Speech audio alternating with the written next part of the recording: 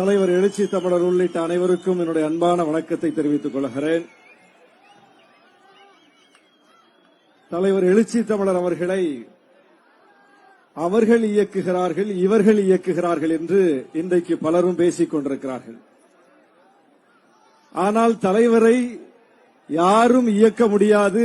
ஏனென்றால் ஒருவருடைய இயக்கத்தில் நடிப்பதற்கு அவர் நடிகர் அல்ல.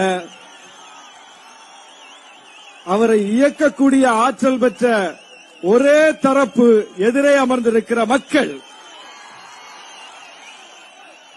இந்த மக்கள் தான் அவரை இயக்கிக் கொண்டிருக்கிறார்கள். இந்த மக்களிடம் கற்றுக்கொண்டுதான் அவர் வெளிப்பட்டுக் கொண்டிருக்கிறார்.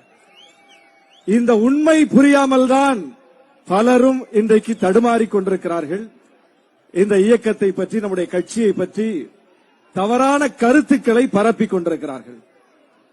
தலைவர் எழுச்சி தமிழர் அவர்கள் யார் யாரோ சொல்லக்கூடிய சொல்லையெல்லாம் கேட்டு நடந்திருந்தால் அதற்கென்று முடிவெடுக்கக்கூடிய அரசியல் தலைவர்கள் இருக்கிறார்கள். அவர்களைப் போல ஆகியிருப்பார். இந்த கட்சியும் அப்படி ஆகியிருக்கும்.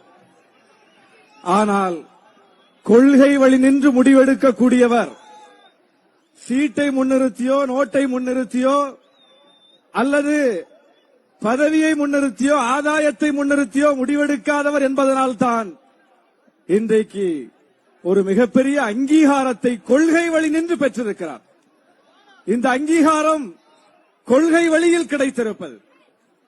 அவரை இயக்கக்கூடிய மக்கள் அவருக்கு எப்போதும் பக்கபலமாக இருக்கிறார்கள்.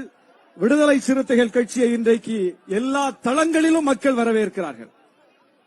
கடந்த வாரம் தலைவர் நம்முடைய தோழர்களுக்கு ஒரு வகுப்பு எடுத்தார்.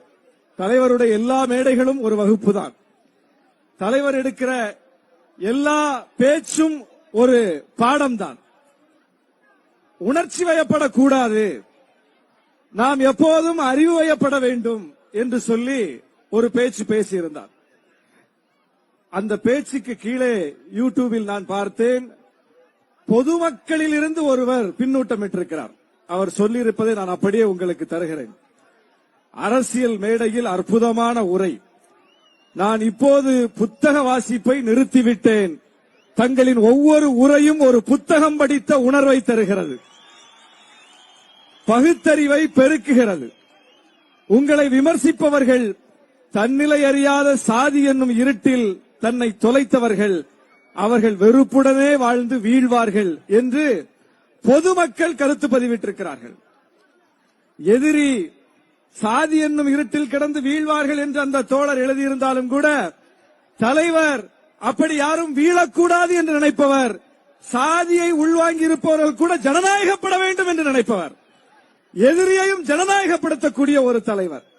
அப்படிப்பட்ட ஜனநாயகத்தன்மை உள்ள தலைவரை எந்த சக்தியாலும் வீழ்த்த முடியாது. மக்கள் அவர் பக்கம் இருக்கிறார்கள். அவர் அங்கே போனாரா, இங்கே போனாரா என்று சிறு குழந்தைகளைப் போல இப்போது சிலர் பேசிக் கொண்டிருக்கிறார்கள். தலைவர் மட்டும்தான் எல்லா இடங்களுக்கும் போனவர். மக்கள் பாதிக்கப்படும் போதெல்லாம் அந்த களத்தில் நின்றவர், இன்றைக்கும் களத்தில் நிற்பவர். எனவே அவரை நோக்கி இந்த கேள்வி கேட்கக்கூடாது, போகாதவர்களை நோக்கித்தான் இந்த கேள்வியை கேட்க வேண்டும். எனவே அப்படிப்பட்ட தலைவரின் கரத்தை வலுப்படுத்தி விடுதலை சிறுத்தைகள் இன்னும் பல அங்கீகாரங்களை பெறுவோம் என்று சொல்லி வாய்ப்புக்கு நன்றி கூறி அமர்கிறேன். நன்றி, வணக்கம்.